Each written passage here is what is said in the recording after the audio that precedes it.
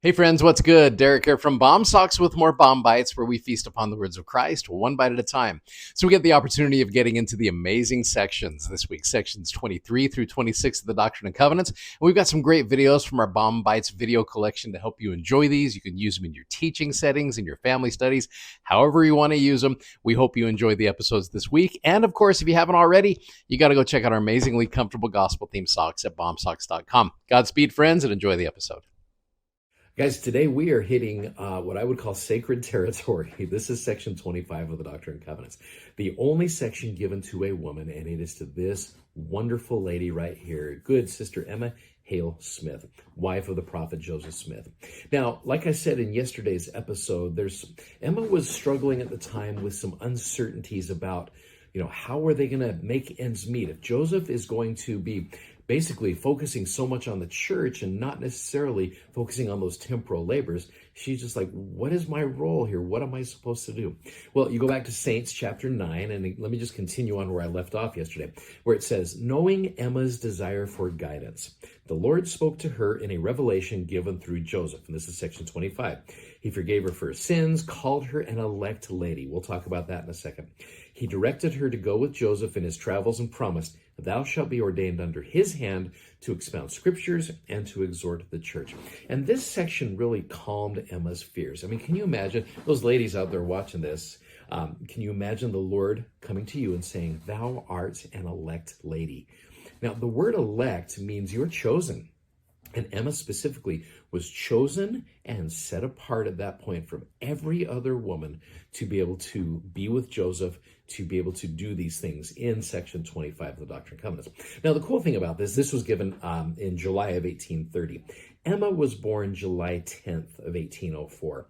In my mind, I like to think, and I don't know this, but I like to think this revelation may have been given right around that time period on her birthday as a revelation to be able to give her that comfort that she desired. And the Lord goes through and he gives her some great counsel, gives her some warnings as well. It's kind of like a little patriarchal blessing like we talked about the other day. So this section, one of the cool things about this, let me share with you a quote from Gordon B. Hinckley. And Gordon B. Hinckley, I think, really hit on what this section really is all about. Insofar as I know, this is the only revelation given specifically to a woman. And concluding it, the Lord said, this is my voice unto all. Therefore, the counsel given by the Lord on this occasion is applicable to each of you. A woman wrote me a short time ago with a great sense of frustration. She indicated she had been defeated or had failed in most of what she'd tried to do. She then asked, what does God expect of me? Which is, I imagine, the question that maybe Emma posed to Joseph in this section. Some of the things which God expects of her and of every other woman, in fact, of each of us, are set forth in this beautiful revelation, which is why at the end of section 25, it says, this is my voice unto all. So with that in mind, I want to take you to a few of these. The church educational system actually put together a nice little video, just some little snippets showing these verses and maybe some examples from Emma's life with that. So let me show you a few of these and we'll come finish up. Murmur not because of the things which thou hast not seen, for they are withheld from thee, and from the world, which is wisdom in me in a time to come. Down from the generation until the time comes. I wrote while he translated for a time. I caused that they should hide themselves without the walls. Emma, Yes. was there a wall around Jerusalem? Yes. I didn't know. I'm not sure how to pronounce the next one. I'll just spell it. Lemuel. It was marvelous to me as much as anyone else. I knew the book was of divine authenticity. I had not the slightest doubt of it. When the translation was nearly completed, Joseph said that a few would be privileged to see the plates for themselves. I fancied I might be among them. Emma, he's making a fool out of you. I can't believe that a daughter of mine could be so taken in. You haven't seen this record? Then how can you be certain he even has this gold Bible? Emma, I've taught you better than this.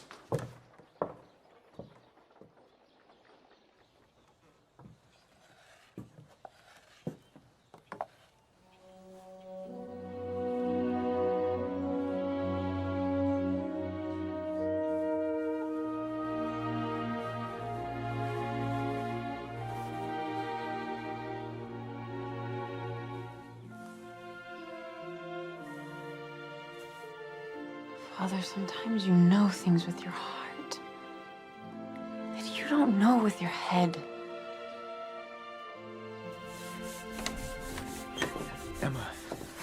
Emma's finished.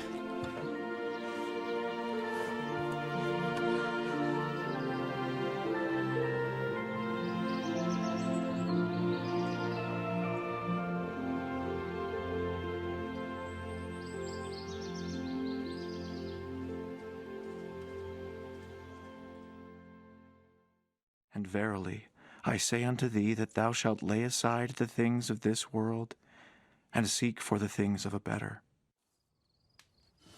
Emma.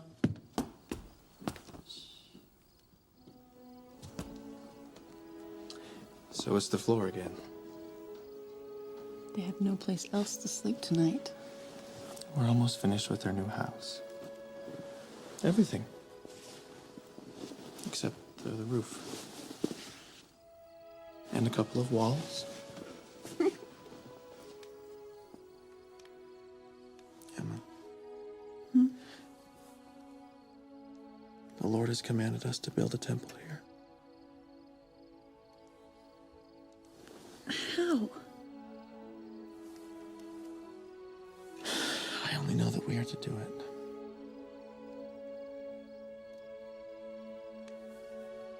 And how long did it take you to put up 2 walls?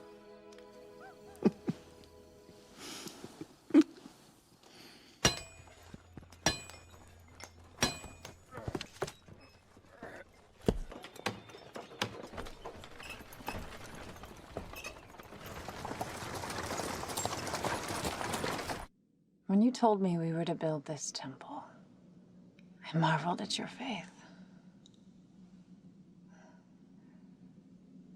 Now I marvel even more.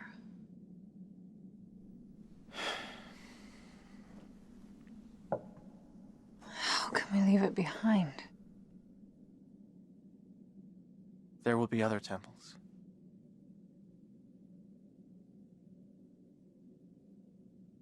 Will things be better in Missouri?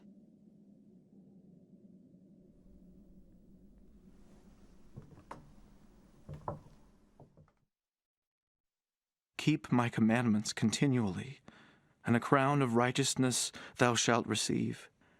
And except thou do this, where I am, you cannot come.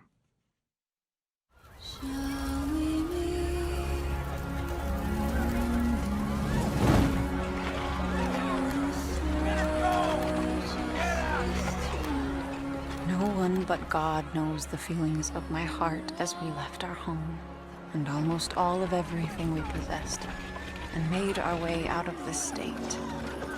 We crossed the river to Illinois, but my heart kept looking back. There's something I wanted to read later to everyone, but I think you need to hear it now.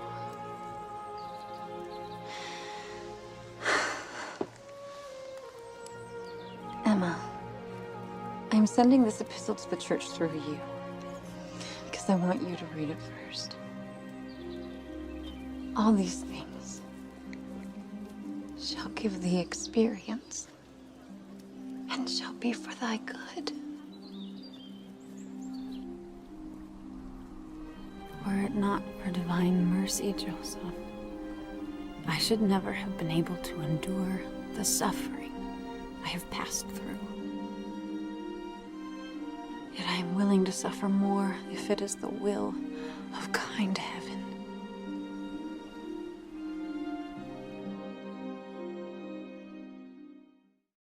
You know, as I watch that video, I cannot help but feel love and empathy for Emma Smith. I know there's people out there who give Emma a lot of grief because of some things that she maybe did not do. Maybe, didn't come to Salt Lake with Brigham Young and some other difficult things in her life. I will testify to you right now. Every time I've studied about Emma Smith, there's a sweet spirit that the Lord pours over me and has let me know this is an elect lady. This is a good woman, and you give her every benefit of the doubt. So I basically, whenever I teach about Emma Smith, I always want to encourage every person out there, You put yourself in Emma's shoes, everything that she had been dealing with that was so difficult. Emma understood loss. Emma understood grief. She understood a lot of difficulties, trying to be a wife to Joseph Smith at the time with all the difficulties that he had been going through. It's kind of like, and this is maybe a poor comparison, but it's kind of like being the wife to a bishop or to a stake president and things like that, or even to the prophet. I mean, you see the way Sister Nelson is with President Nelson. I mean, she is awesome.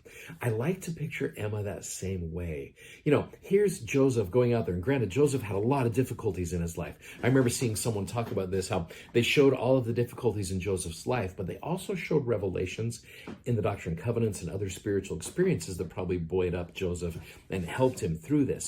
Emma maybe did not have those same experiences. It's kind of like the bishop, you know, who's at the church, you know, having great experiences with ward members, comes home to his wife and, you know, how was your evening, sweetheart? And, you know, she's been cleaning up throw up from young kids or dealing with difficulties right there. And so maybe she misses out on some of these experiences.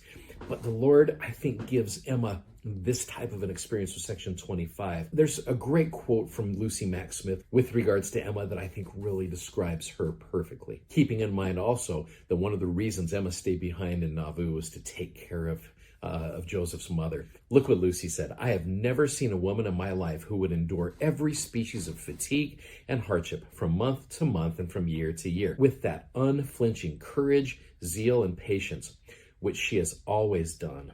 She has been tossed upon the ocean of uncertainty. She has breasted storms of persecution and buffeted the rage of men and devils, which have borne down almost any other woman. I think that perfectly describes Emma. This is a strong woman, and I would testify to you to give her every benefit of the doubt, every mercy out there. I really believe this is an elect woman. I am grateful for her example, and she's an inspiration to me. Tomorrow I want to share with you one other aspect of section 25 that I think is a critical aspect of our lives as members of the church. So, hey, thank you so much for watching. Thanks for subscribing. Thank you for sharing these messages. We are so grateful that you do that. If you like what you see, please click the like button. And like I said, check out our socks, bombsocks.com. Godspeed, friends. We'll see you. Take care. Bye-bye.